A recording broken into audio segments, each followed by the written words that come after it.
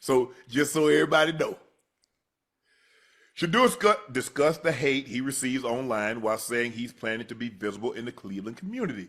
99% of the hatred directed at me is towards my pops. And then I'm just his son. But the kids didn't grow up in the era where they watched him play. It's just the older generation that does it to me rather than younger people. Because when I come to a person, there's no negativity I see. But it's all over online. That's why I say I like going to schools in person and actually meeting the kids. And any questions they have, I say, just ask me whatever the question you want. Pick any question, no filter, no anything. That's what they say. And then I just answer whatever they need me to answer. What you think, Ocho? Any truth to what he said? Yeah, most definitely. Most definitely. Listen, the young folks really don't have a problem with it. They enjoy them, but it's the older kids, not older kids, the older folks in general. Right. You know, that's doing all the hating. And yes, some of the hate does come from his father, but also some of the hate is going to come from him and what he's been able to accomplish so far. What people mistake for arrogance or cockiness, which is merely confidence, which is all he's showing. Some people don't like that. Some people want you to be humble. They want you to dim your light because it makes them uncomfortable. Yeah, my light, it hurting your eyes. My light shining bright. It might do, but I'm not dimming it.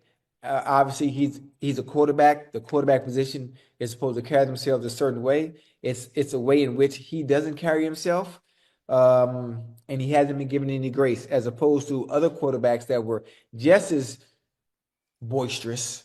You know, they don't know. You know, with the money. They love that, didn't they? And listen, it's different. It's a double standard, but it is what it is. So you understand that. I hope he doesn't change anything. I hope he doesn't change anything. Just put his head down, do the work you need to do, and handle your business and change the quarterback position, which hasn't been good for the Browns consistently in a very, very long time since number 19. Vinny, since Bernie Kosar in the 80s. Yeah. And before that, you got to go back to Otto Graham. So they really only had two good quarterbacks. So I'm wishing him well. I'm wishing him well, man. Ocho, you're not going to be able to win with people because if I dress nice, he trying to show off. Mm-hmm. If I dress down, he broke. Yeah. You see, Ocho, there ain't no in between. No. And there's no in between because it's you're projecting. You're projecting. Right. The man's confidence. The man believes in himself. Mm-hmm. Everybody that's ever accomplished anything has believed in themselves. Sometimes you're the only. If I don't believe in me, who else gonna believe in me? Exactly. When people told me, Shannon, you ain't gonna do nothing, I believe the one person that told me I would, me. Because I was the one that was gonna be lifting that weight. I was gonna be the one that was running. I was gonna be the one that stayed in and didn't go out and party. That was going to be me. Now, if it didn't happen, Ocho, I wasn't going to be able to blame anybody because I knew what I wanted to become. I knew what I wanted to accomplish. But no matter what you do, if I tell you I'm going out there, I'm bragging, then I don't show up and play well. He's sorry. He's terrible. Now, I told you what I was going to do. I'm bragging. I don't do anything. I'm not any good. I dress well. He trying to show off. I got hold of my. He broke. Hey, listen. So how do I win? But now I can't. I eat at a nice restaurant. I wish I would pay $100 for a steak. Man, them drinks cost $30. They see me eat at a fast food chain. Man, he can't eat. He with a fast food chain because he can't eat at that $100. You see what I'm saying, Ocho? Yeah. So at some point in time, you just got to be secure in who you are. Right. And do what you want to do, no matter what. And do what you want to do. Can't please everybody. Right. And that's the hardest part. Right. Is that because before, Ocho, we didn't have social media. So people couldn't jump in your comments. People didn't have a way of saying anything. I mean, the national media, they might, you had a bad game, they would tear you up. But now, I mean, everybody jump on your timeline. Everybody got something to say. Everybody. You have to be in an era where everybody is very sensitive. Individuals that are in the limelight, whether it be sports, entertainment, you have to be mentally strong. Mentally strong. You just have to be. And if you're not mentally strong, you don't need to be in certain business. businesses in general, because they coming for you. Yeah. They- Sometimes, they're because coming. look, everybody's not happy for your success. And At all. sometimes they want to see you successful until you become successful. Mm. And then, you know, I told you, Andrew Schultz told me a great quote. He said, the easier it is to make money doing something, the more resentful and envious people will become of you. Because everybody feel like they got a voice and they can talk. Yeah. So if you make an X amount of money, hell, I can do that. Why he get to do it and I can't? You see, everybody realize, bro, I ain't finna be 6'9". I'm not going to be able to run no 4.340. I'm not going to be able to hit the curveball, the slider, or the changeup.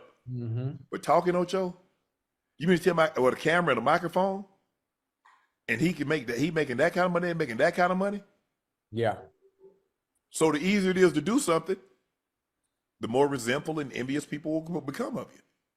And and I'm not, look, like I said, I wasn't used to this, Ocho. I wasn't used, like, I play football. I'm expecting Kansas City to dislike me. I expect the Raider fans to dislike me. I'm on the Broncos. We beat hell out your team. You should dislike me. Right. But when I got into this, and I didn't know I had this, like, even at Undisputed, because, you know, I was everybody's favorite uncle. You know what I'm saying, Ocho? I was talking about the George Floyd. I was talking about Walter Scott. I was talking about Eric Garner. I was talking about Sandra Black. I was doing all that stuff, Ocho. We talked about Colin Kaepernick, Skip and I. We talked about it when everybody else had abandoned it and when nobody touched it. We touched it. And I'm talking about with both feet. So I was like, I'm on my own now, because everybody kept telling me, man, you need to be on your own. You don't need to be taking this, yada, yada, yada. I said, okay. Man, he'll sell out. He gossipy. He zesty. It's like, well, damn. But they gonna come now. They gonna come. But you know what? And you know, a lot like Shannon, that comes along with it. I was like, really? That comes along with it? I've always felt I wanted the fortune, damn the fame. You know, you hear a lot of people say, Ocho, fame and fortune. Nah, I could take the fortune. Yeah, I mean, listen, it's nice. It's nice to be, the fortune is very nice. I hear a lot of people tweet that out. I want the money, not the fame. Well, it's really hard to have one without the other. It is. It's very hard to have one without the other. There's no give and take. Well, it all depends on how you accumulated it. See, if you accumulated in sports, if you accumulated it in entertainment, it's hard. Man, a lot of these billionaires, they walk by you, you wouldn't even know who they were. No, you would. You would. Definitely would. Definitely would. You would have no earthly idea that such and such is worth $1 billion, $2 billion, 800 million, because they didn't make it in a way that you saw them make it. Right. See, if a guy playing sports, LeBron James has made 800 million and 500 million in NBA salary. Tom Brady made $300+ million in NFL salary. So you can see that. But a guy that invested in Google that you didn't see, a guy that bought Netflix, a NVIDIA, you didn't see. Somebody had Berkshire Hathaway, you didn't see.